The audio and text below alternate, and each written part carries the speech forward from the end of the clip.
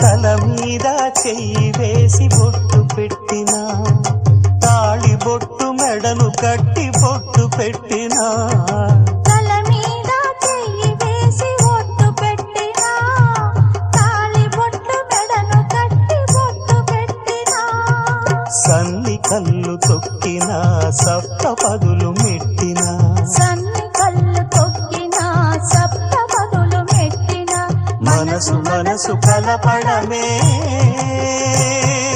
మంత్రం పరమార్థం.